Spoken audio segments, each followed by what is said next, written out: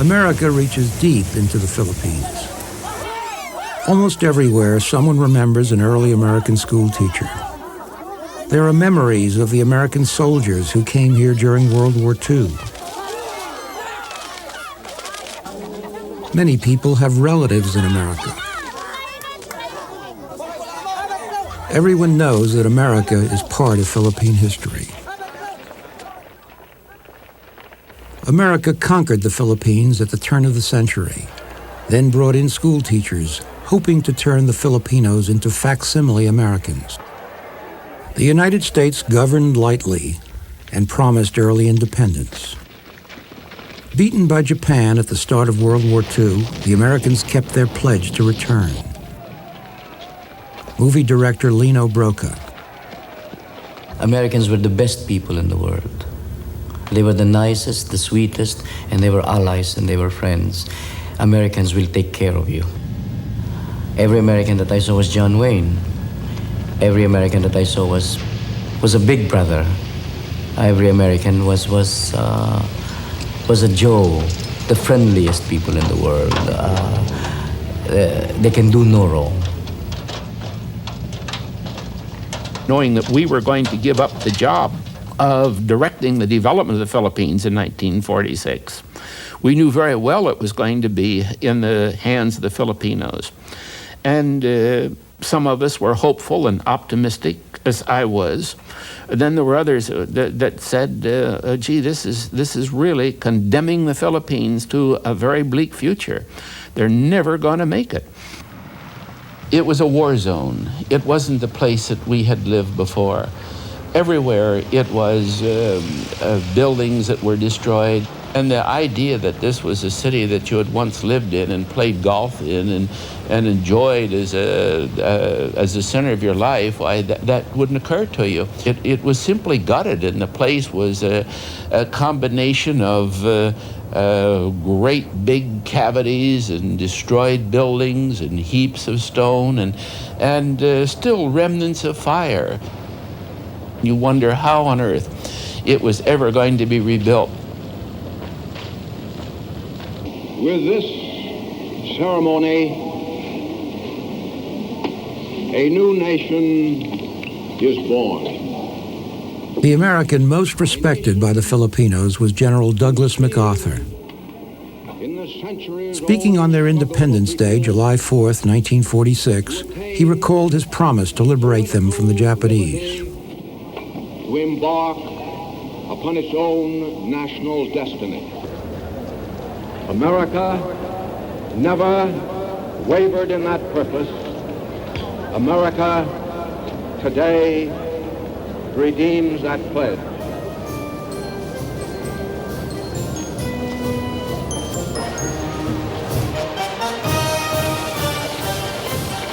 But the Philippines, devastated by the war, urgently needed American help to recover. There were conditions to the aid.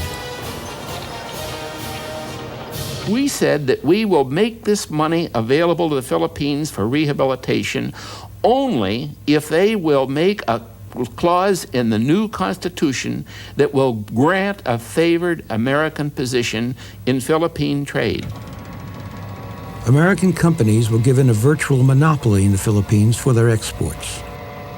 They were given the same rights as Filipinos to own property and develop natural resources. America retained its military bases. A kind of colonial relationship continued. We were at the stage where we gave the Americans all the rights of the Filipinos except the right to vote. Imagine that we had to amend our Constitution in order to make them quasi-citizens of the Philippines. Well, the Filipino people as a whole accepted this. They were very glad to do it for the Americans because they perceived that the Americans really were their partners during the war. They mixed their blood together in the battlefield. And so they are blood brothers as far as the Filipinos are concerned. Hey, come on, go, let's go. The Filipinos especially admired Hollywood movies, which illustrated the American way of life they hoped to imitate.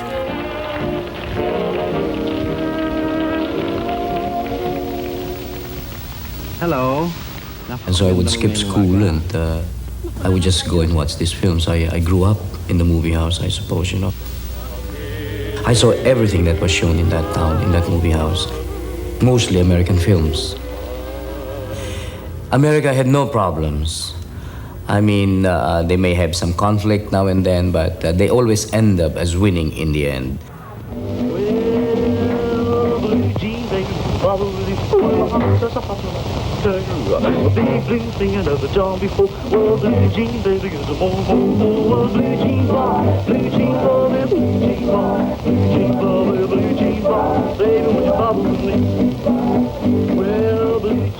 What it created for me was that America was a land of winners, you know, that Americans were all winners. And this is why at the young age, my ambition was to be an American. They always won the war in those war movies. And in those musicals, they end up dancing the night away. In those cowboy movies, they end up going to the sunset, you know. In other words, there was no problem big enough that America cannot solve. A problem America never tried to solve was poverty, especially in the countryside. During the colonial period, America ruled through the upper classes, which ignored the need for social justice. Peasant guerrillas led by communists and socialists fought against the Japanese in World War II. They called their movement the Hukbalahap, or Hooks, and they demanded reforms after the war. An American communist, William Pomeroy, joined their movement. The ordinary peasant couldn't get enough rice to support himself on the share that he would get, and he would have to borrow from the landlord, borrow rice from the landlord in order to survive. And when the landlord loaned rice, he charged an extreme rate of interest. Sometimes a peasant borrowing 1 sack of rice would have to pay back 2 sacks. And as a consequence of this, the majority of peasants in Central Luzon were in eternal debt. And not only that, but it was a debt that was perpetual and was literally being passed on by the father to his son, you see, and they never paid off the debts to the landlords, you see. And so, well, of course, this kind of condition resulted in mass poverty. Ang gusto namin bilhin nga ng gobyerno namin yun, ibigay sa mga wala na sa pamamagitan ng babayaran din namin sa pamamagitan ng hulugan o hurnalan. Hindi naman namin naagawin ang lupa. Kung hindi, tulungan kami ng gobyernong yan na bilhin yung mga asyendang yan at ibigay sa mga walang lupa sa pamamagitan ng hurnala ng mga magbubukid. Manuel Roxas, the first president of the independent Philippines, rejected the hook demands for reforms and vowed to defeat them. His policy, he said, was the iron fist. The United States supported him. We made the decision, we being whoever the powers in the United States government were at that time, that they were dangerous as outlaws against the new Roxas administration. We were practically pushed into a corner, and for dear life's sake, we have to fight back. And once we shot back, they declared us as outlaws. We were appealing to the Roxas government not to please do that. The hook rebels shown in this Philippine government propaganda film were homegrown. But in those Cold War days, they were seen in Washington as part of a worldwide communist network run by the Soviet Union. We saw that. We saw the danger of the Philippines falling, the danger of it to the Southeast Asia, to the entire Asian mainland, for that matter. All of the evidence tended to point to the fact that the vast majority of people in the Philippines who loved the United States of America, who admired our system of government, wanted nothing more than to have that system of government for themselves, so that if we could only help them to help themselves, that would be the way to victory. A U.S. Air Force Colonel, Edward Lansdale, secretly working for the CIA, was sent to the Philippines to organize and finance the fight against the hook insurgents.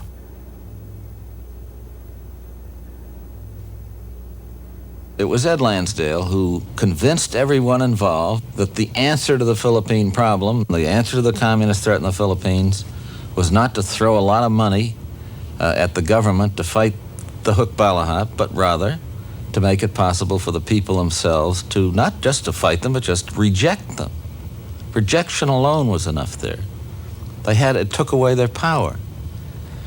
And it was for that reason that I think Ed embarked on a search for a strong, indigenous leader that the people would have confidence in, around whom could be built the national support for democratic governance.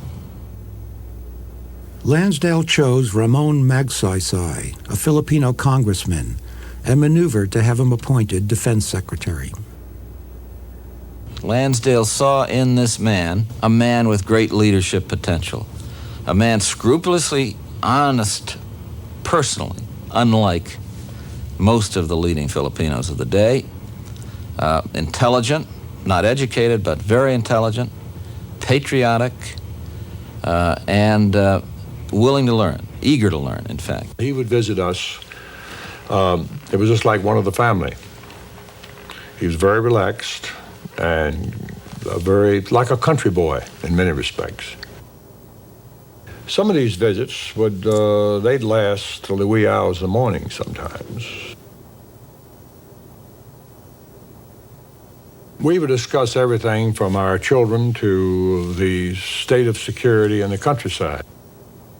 He came along at the right time, and he was the right person to solve the problem in terms of what was needed, and that is basically getting to the people. In 1953, Magsaysay ran for president. Lansdale wrote his speeches and managed the campaign using CIA money. The Magsaysay election meant a lot to the U.S. position in Asia. He understood the rural Filipinos, and he was their man. Of course, the slogan was, another example of this peculiar tie to American culture, he campaigned under the program, Magsaysay is my guy. The American connection worked. Magsaysay won by a landslide and was inaugurated. I shall use all the force at my command to the end that the sovereign authority of this government shall be respected and maintained.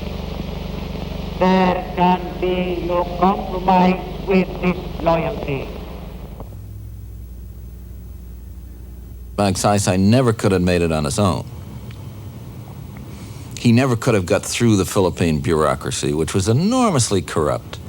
He needed Lansdale, or someone like Lansdale. All a man needed was exposure. Everywhere he went, he was adored by the populace. And all he needed was an honest election. So at that particular time, the CIA openly helped Magsaysay, and the people voted for Magsaysay overwhelmingly, knowing that he had the open support of the American government. The United States gave him massive economic and military aid, but Magsaysay played a key role. He offered land to Huk insurgents who surrendered, and the chance to start life again in underpopulated parts of the country. Very few were actually resettled, but the peaceful program won for Magsaysay a reputation for flexibility. Fortunately, President Magsaysay recognized the problem for what it was, and it was mainly not so much a communist uprising as a result of unjust social conditions, and so he stretched out the hand of friendship. It's the carrot and the stick, all out friendship or all out force, that the government would go all the way to help the poor and to help the insurgents and try to bring them to the fold of the law and help them. But if they insisted on fighting the government through violent means, then the government would respond in the same manner. The Philippine government put up American-style wanted posters identifying the Huk leaders.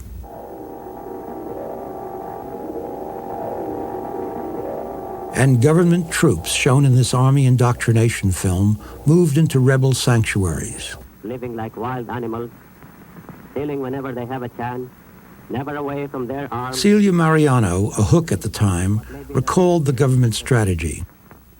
They created what they call battalion combat teams. And these battalion combat teams were so well trained that they were reaching parts of the forest and the mountains which they never reached before, because they had a lot of equipment, modern equipment.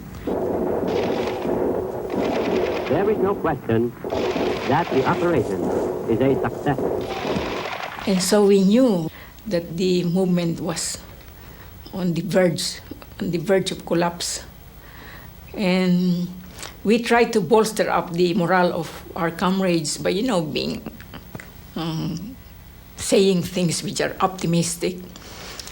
But then we realized that this armed struggle must end, because we were getting nowhere. Our people are just being killed. Thousands of our comrades were killed. And some of them we knew personally, so this was really very painful for us. Within a year after Magsaysay became president, the Huks were virtually beaten. After Magsaysay spoke before Congress in State of the Nation address, I received a letter from the Huk Supremo, the leader of the communist movement, Mr. Luis Taruk. He said, I like the State of the Nation address. I'd like to know if the president is really sincere about this. Can you come up and discuss this matter with me? Well, we started making arrangements, sent a courier back and forth to prepare the ground for this visit. In the interim, a very young reporter, fresh from Korea as a war correspondent, Benigno Aquino, the late senator, managed to find out about the courier and followed him to my office and confronted me. He said, you're cooking up something. I have to get in on the story. And Taruk was up in the hills, somewhere. It was completely hush-hush operation. We didn't know yet where it would lead us to.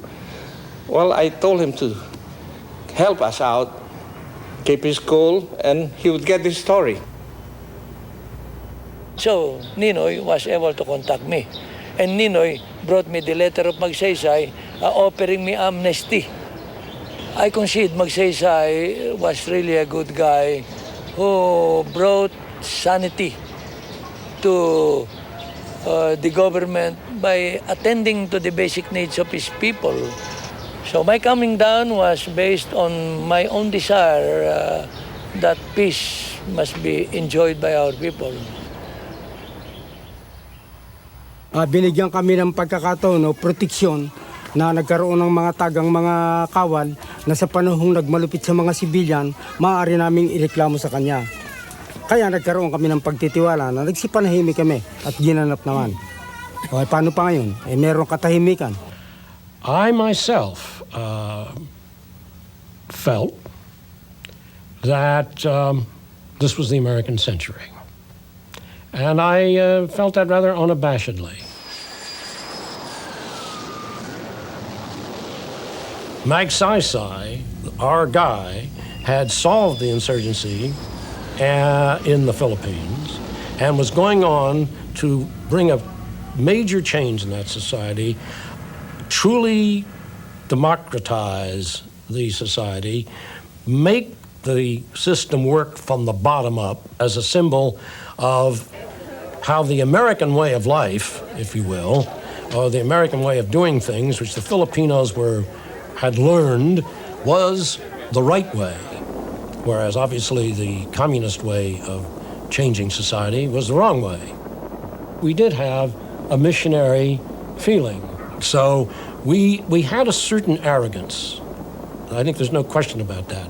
And the one time, no matter what agency critics may say, the one time when there is no question about the fact that the agency was on the side of the angels. On March 17, 1957, Magsaysay was killed when his plane accidentally crashed. Filipinos mourned their popular president. The CIA looked for another reformer and financed other Filipino politicians. But its agents could not find another Magsaysay. In 1965, Ferdinand Marcos ran for president and won. He had not been backed by the United States, but the Americans welcomed his victory. He claimed to be a war hero, and he promised progressive leadership. We were only 19 years old as an independent country when Marcos became president, and there was so much to be done.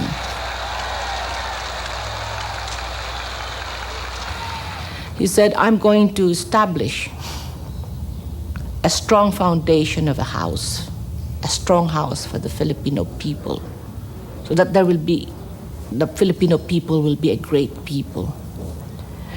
But your role is to make it a home.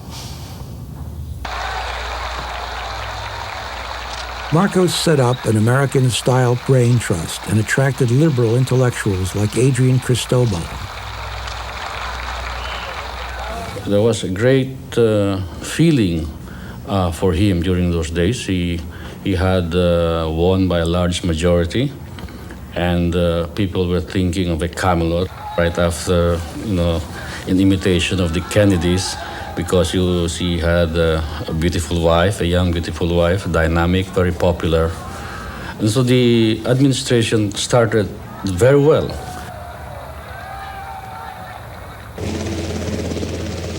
Every Philippine president seeks American approval. Marcos was no exception. In September 1966, he and Imelda came to the United States. He delivered an eloquent speech in Washington. I have come on the hope that in my own modest way, I shall be able to strengthen the ties that bind us and deepen the relationship that has existed between our two peoples. For over 7 decades, your nation and mine have walked the path of democracy. We have followed you, and we do not regret it. But a sense of dissatisfaction was growing among Filipino students, uncomfortable with America's influence. At that time, we began to question the independence granted to us by the United States in 1946. and we came to realize that we are not really independent, that independence is still something we have to fight for. We wanted the Philippines that can stand up as an independent, self-respecting nation.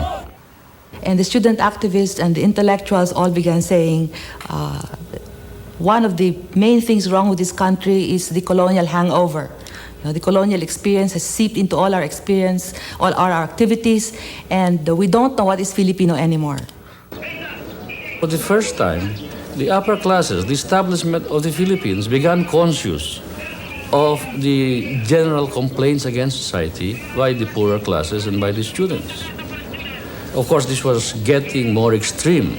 The more they were given publicity, the more demands they made, until, of course, they were able to get the peasantry on their side, who began to demand land reform and other reforms in the rural areas.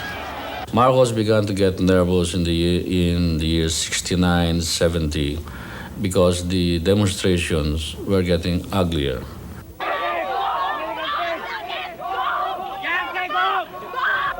Protests against social injustice became mixed with anti-Americanism.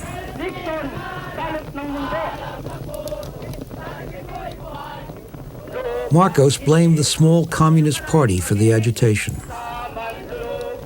But among some younger people of my generation too, communism started acquiring a different face and name. They started romanticizing it as what? Dedicated people, selfless, who want to liberate the country, who are ready to die. They don't even associate it with taking power. They associate it with readiness to die. As the demonstrations continued, Marcos began to worry that his political rivals would take advantage of the disorder. His chief opponent was the young Senator Benigno Aquino, known to everyone as Ninoy. And so tonight I say to the Filipino people, if you want a government to be restored, if you want democracy to become vibrant and alive, in memory of those men who died, vote liberal, my friend, and throw out this Marcos administration.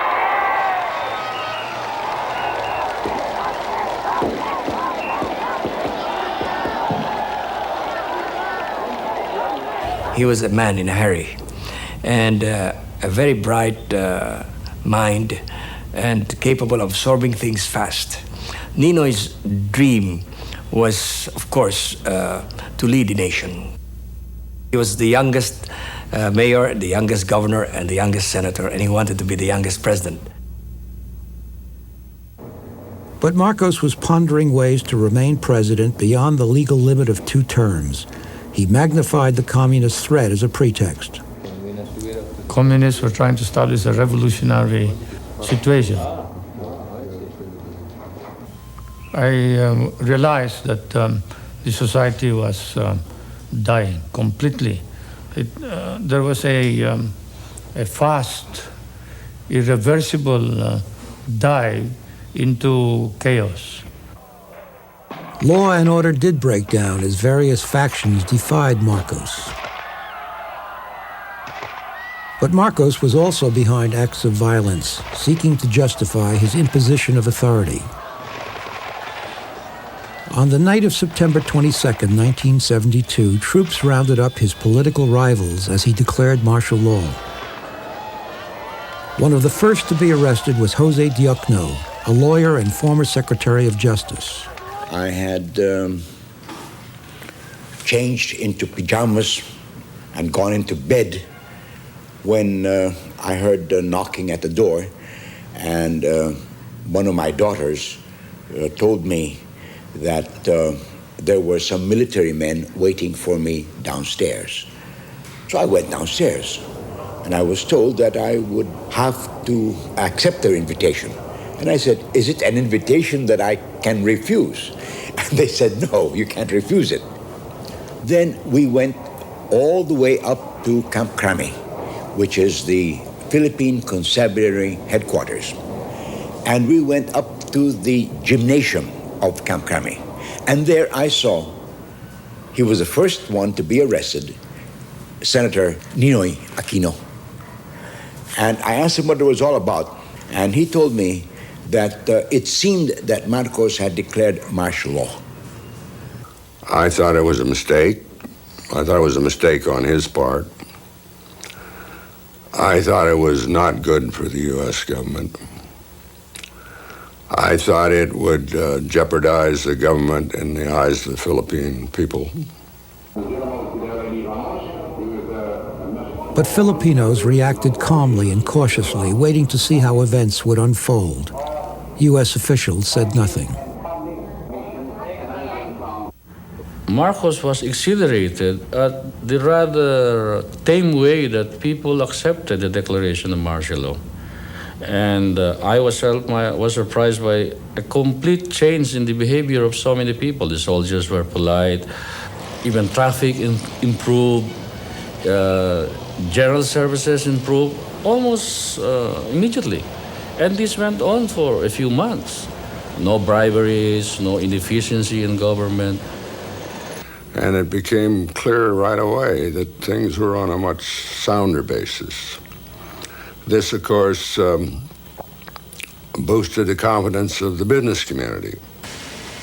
There was about $1 billion worth of U.S. investment right there in Manila. And of course, our relationship with our American business people were very close. And within a very few days, almost all of them said, "This is good.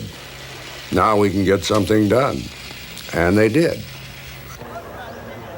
What we were trying to do was really to be as developed as America, to be as successful in technology, in science, in many aspects of life like America. No matter how much we try to make the big leap forward, we won't be able to catch up with you. And sometimes no matter how much we try to catching up with you, you will say, "Why are you so slow? Why are you still so poor?" Marcos did develop the country at enormous cost. He expropriated companies from his political rivals. He gave his cronies privileges, monopolies, and fat government contracts, from which he took big kickbacks. Everybody went after him. Everybody wanted his help. If any Filipino got any idea for a way to make $1 million, he would be guaranteed success if he could go to Marcos and get Marcos on his side. And I have no doubt that far more offers were made to Marcos than he could ever accept. He didn't have to go and hit people over the head to get these things that came to him. And when these people would come to him with their projects, why, he just simply got to demanding more and more of his own cut. Money's power anywhere in the world, but particularly in the Philippines.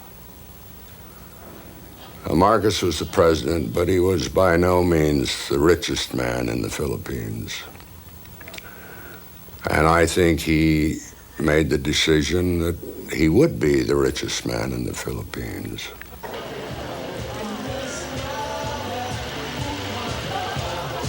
Marcos wanted money to build up his political power.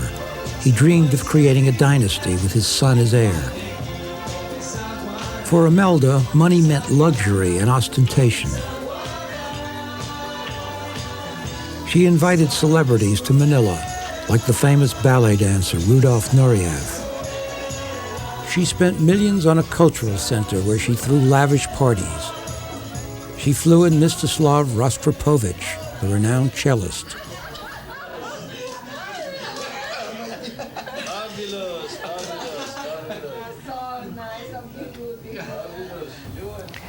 As First Lady, you had a duty and a responsibility to set up the highest standard because you were some kind of a symbol for a people and a race. And this was a very important and a tall order for anyone in public life. Here I was trying to bring up the standard and the quality of life of our people, and also to make us later on shoulder to shoulder with the rest of mankind in terms of quality of life.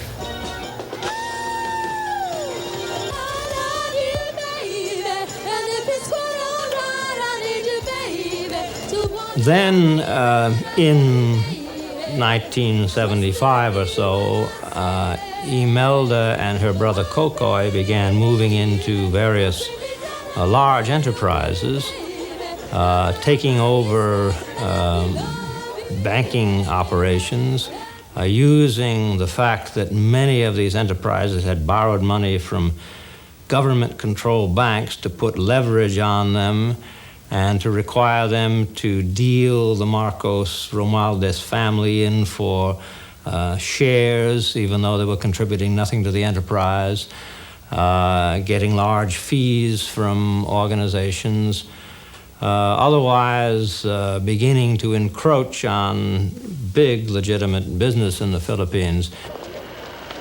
And for some reason or other, she could never get enough. She could never get... I remember one time saying to her, this was about the lowest point, I guess, of our relationship, Melody, after the first 300 million, why do you need more?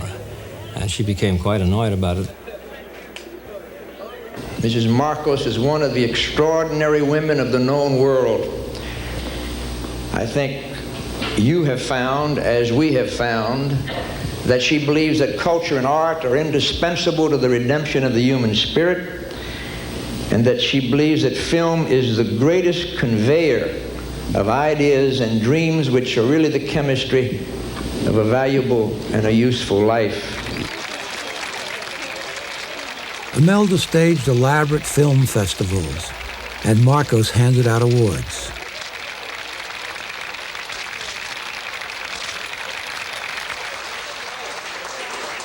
She promoted herself as a patron of the arts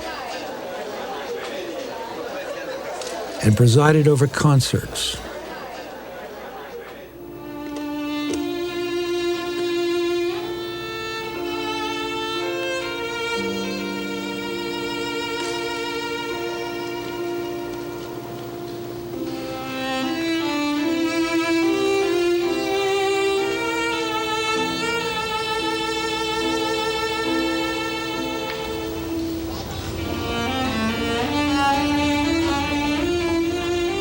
There was another Manila that she shielded from her guests.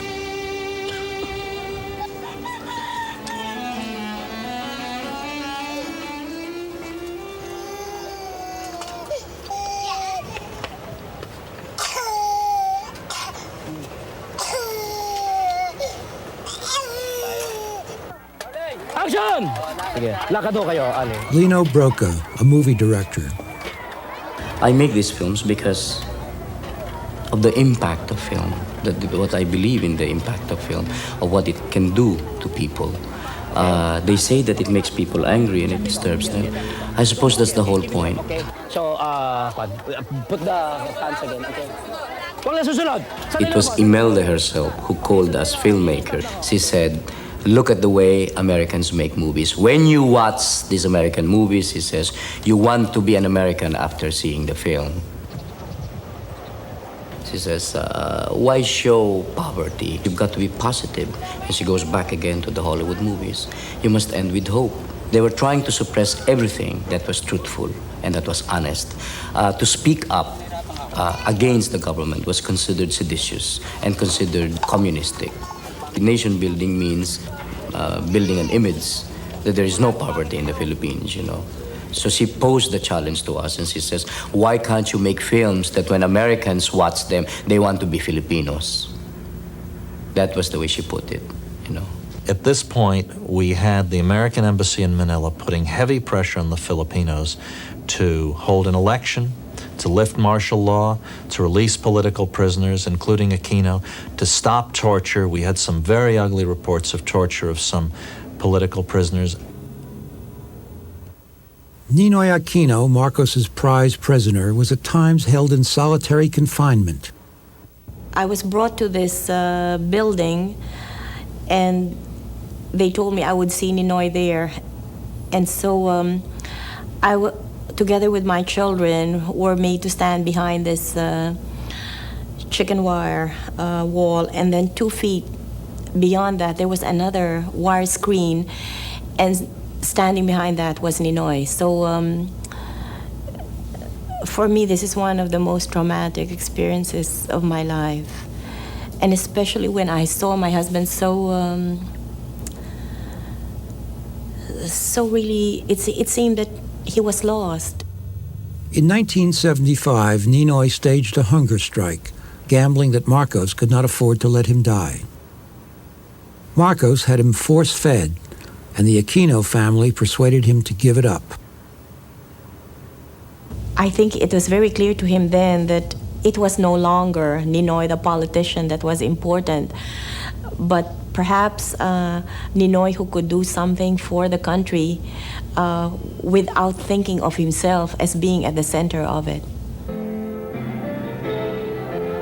In 1978, conceding to President Jimmy Carter's appeal to respect human rights, Marcos allowed Ninoy to run against Imelda in a legislative election. But Marcos refused to release Ninoy, who campaigned from jail.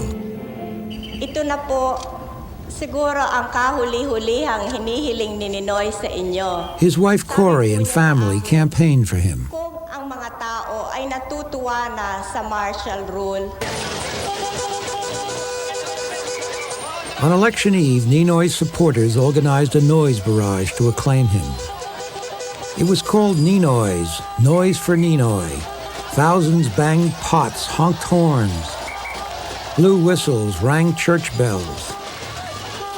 The thing went on for about 6 hours. The whole city went up. Everybody was making noise, the whole city. It was then that I knew that the feeling for Ninoy was very strong, and the feeling against Marcos was very, very strong. When the outcome was threatening to them, because Aquino was running directly against Imelda for the same National Assembly seat in Manila, and when an honest election clearly would have elected him over Imelda, they, of course, faked the results. I could be free. When I saw Marcos, sabi niya, brother. At a televised news conference in jail, Ninoy revealed that Marcos had promised him freedom if he would recognize martial law. Mr. President, I want to tell you that if you're doing good and the people say you're okay, mananahimik na ako. Ninoy rejected the offer, explaining that he could not drop his opposition to Marcos. He remained in prison. So unless you're ready to leave martial law, ay ako okay na lang sa akin. I felt that he was a very dangerous politician, and we should deal with him at arm's length. He was always so full of ideas. He said, if we release Aquino, what guarantees do we have that the United States government will not lionize Aquino? The word lionize he kept using. I said, I cannot give you any guarantees on what we will or won't do with Aquino, except to say that I know he has an offer from Harvard to teach there. We do not see any justification for his continued imprisonment, and this is a serious impediment to U.S.-Philippine relations. In the spring of 1980, Marcos allowed Ninoy to go to America for heart surgery. He expected the gesture to make him look humane in American eyes, and he hoped that Ninoy would be forgotten in exile. To me, that was a good deed for the day. It was humanitarian because, he had begged that he be permitted to have a real, honest-to-goodness operation. The first time really in our lives, we were having a very private life, and it was really family. Only on certain occasions did we have people coming in and disturbing the peace and quiet that we had. Ito anak kong Christinang ito, basta Thanksgiving at kung ini-insist na magta-turkey kami. Naku, sa Maynila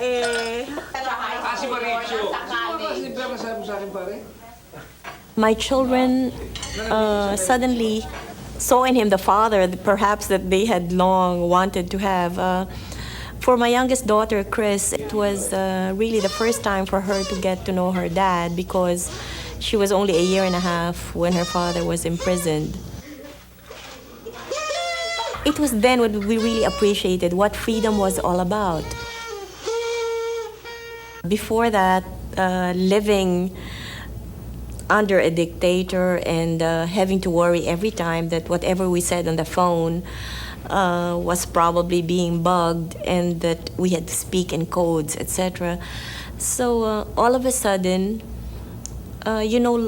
longer have to worry as much about those things or of people following you. It was a very simple, uncomplicated life. With Ninoy out of the way, Marcos felt secure. He was also delighted in 1981 when President Reagan took office. He was certain that Reagan, a friend over the years, would not trouble him with human rights issues. In June 1981, Vice President George Bush praised him during a visit to Manila. We stand with the Philippines. We stand with you, sir. And our president, our country has a deep commitment in the Pacific, a great respect, not only for the Philippines, but for the other ASEAN countries. We love your adherence to democratic principle and to the democratic processes.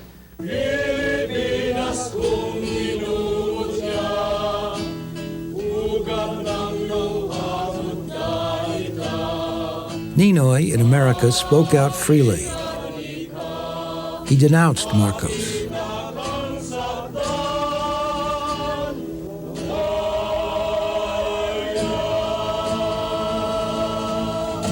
I do not hold the key to our liberation. I do not know all the solutions to our many problems. All I know is that if the situation continues in the Philippines, then blood will flow. And when blood flows, there will be no victor and there will be no vanquished, because all of us will be the victim of our folly. I am therefore appealing to Mr. Marcos. Mr. Marcos, hear the cry of your people. You have been in office for 16 years. We do not want your blood. We do not want revenge. We do not want to hurt your family. We only ask that freedom be returned. I was happy, but I knew that Ninoy felt he was missing out on a lot of things.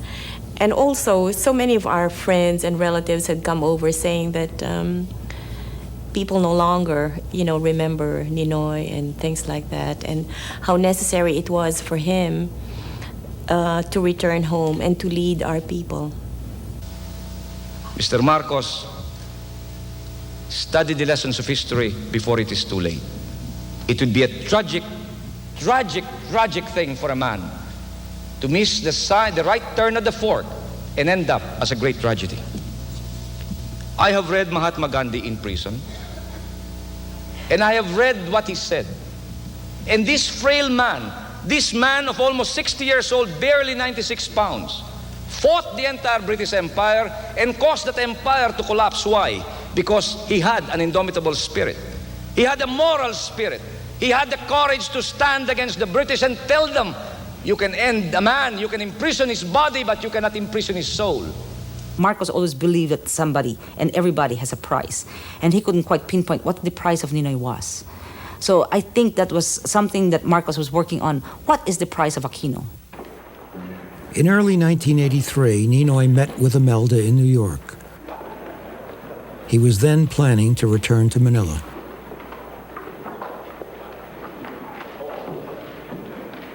She offered him $10 million to stay in America. He refused. I think he was becoming frustrated in the United States. He knew that Marcos's health was failing, and he really believed that Marcos, the one who had assembled this martial law mechanism in the Philippines, was the only one who could disassemble it. So he felt that he had to take the chance, and he thought he could talk to Marcos and convince him that he had to start restoring some of the freedoms that were lost. And I told him, I said, you just wait first. After all, the president's very sick. He may not last long, so you can come home, but not now. And then he said, no, Mommy, I have to go home. I don't know, I can explain it to you. I have the gut feeling that I have to go home. What leader am I, he said, being so far away from the people? I have written Mr. Marcos letters upon letters, and I told him, read your history, my friend. I have no hatred for you. I only have pity, because if you do not see and you do not remove the calluses from your eyes, if you do not remove your blinders, you will meet the same fate of all the dictators of history. Then when he was about to come to the Philippines, he wrote me a letter asking me whether it is timely for him to come. And I said to him, no, don't come, because you will meet your death. I have been away for 3 years in exile, and the time has come, I think, for me to return so that I can help reorganize the opposition in my country. I want to kiss him.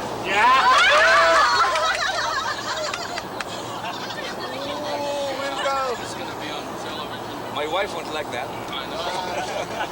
I will send my coffee to stay. You have to be very ready. We started our descent into Manila. All the interviews had been completed, and then I think the mood turned a bit somber on Ninoy's part. He went into the bathroom, put on his bulletproof vest, and then sat back down. And as I turned to him to talk at one point, he had his rosary beads out and was really deep in prayer, saying the rosary. About 1:30 in the afternoon, we were informed that Aquino had arrived in the Philippines with several dozen newsmen. Then, as we pulled into the gate, I saw this blue van pull up, and all these soldiers with automatic weapons run out and take their positions around the plane.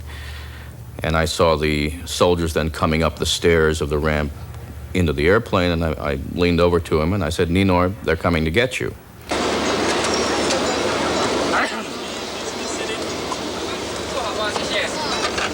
When the soldiers came on board, there was a lot of commotion and a lot of excitement.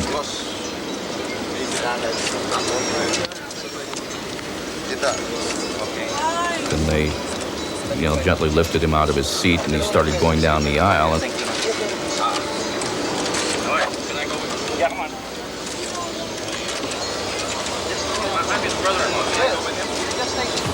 I pushed my way and tried to get up to where he was, and by that time the soldiers had taken him quickly out of the plane and out the side door of the jetway and down to the ramp. We all tried to get through that door, but the door was slammed shut in our faces and blocked by soldiers and security men.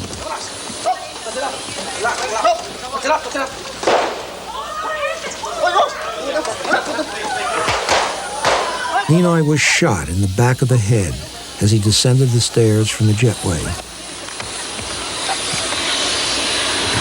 We were just about to start lunch when I was called back to the palace, to go back immediately to the palace. And this is where they informed me that that Senator Aquino was assassinated. But they did not know yet whether he was dead or what, alive. They just said that he was shot. Well, at first I was hoping that the news report wasn't accurate, or that if he had been shot, that it had not been fatal. But then once I had talked with Congressman Ishihara, who had in turn received the report from one of the Japanese journalists who had accompanied Ninoy, and he had been told that blood was spurting out of Ninoy's head, I knew that it had been a fatal shot. So I told my children that, and I remember crying. Then after that, I said that the only thing we could do at the time was pray. And so we did pray, but we didn't even finish the rosary, and the calls just kept coming in. I was in bed. I was sick. I was told by someone that Ninoy had been assassinated in the Manila International Airport. And that was it. And I called up the officers who were supposed to be in charge of the MIA security and asked them, what happened here?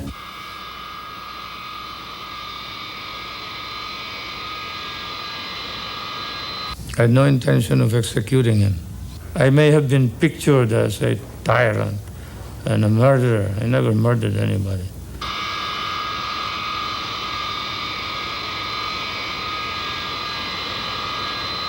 Ninoy's body was quickly taken away in a police van. A group of soldiers tried for his murder was acquitted. It was the beginning of the end for Marcos, even though he clung to power for the next 2.5 years. For Cory Aquino, it was a beginning.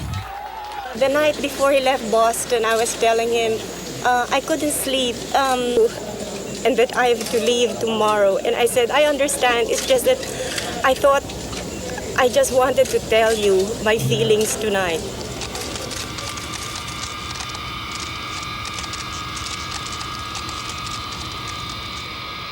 But she emerged from her tragedy to mobilize the Filipinos and to capture the imagination of the world.